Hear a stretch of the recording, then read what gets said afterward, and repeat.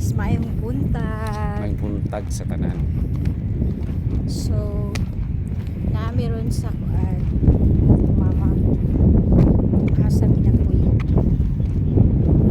So, dili namin walking, no, sa among area. Actually, naaming dako nga area magdiri. Na pwede ka mag-walking. Pwede magdula po kay namin mga spaces. Ako kay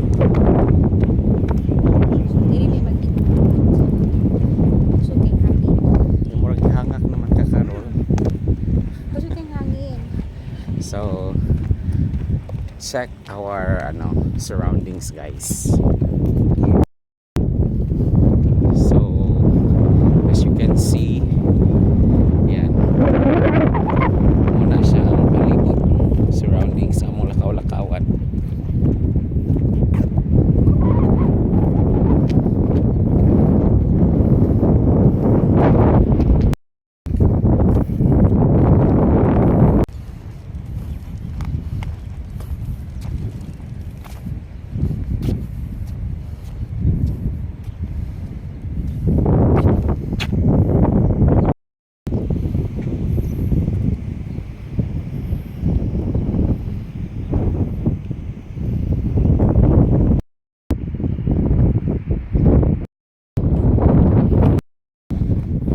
so we're back.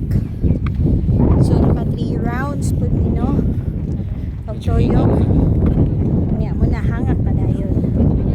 Pero at least nag-sweat out na. So masarap sa pakiramdam ba pag nag-sweat out ka. No. So at least na kulangan ang gamay diya sa kilid-kilid. Being healthy is a choice, good, no? So instead na natulog ni karon, sacrifice, wake up early, just to have our morning walk. Okay rin na. Exercise. So we're about to go home na.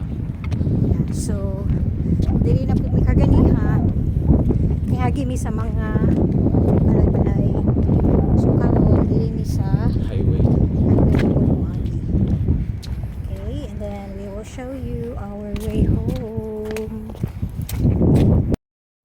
Nauna na si Kuya Tyler, kapoy na pud to, hangak na. So guys, mo ni siya ang Alto Mama Street. No, so from there, start dito sa my stadium, going to that part also. So ang end ato niya dito sa Picas is going to Almira on the other side of Alto Mama. So sa lain nga zone. So medyo init na po guys. So munang naghinay-hinay na po ni pauli. Okay. So mao ni ila ang bus stop guys.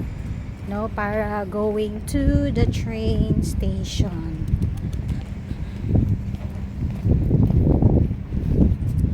So diri maghulat while waiting for the bus.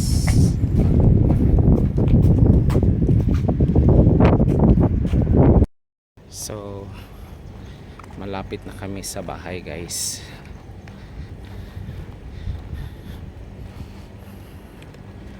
So maraming salamat, sinamahan nyo kami sa aming morning walk. Thank you for watching, and for those who are not able to subscribe our channel, please subscribe. Thank you. God bless.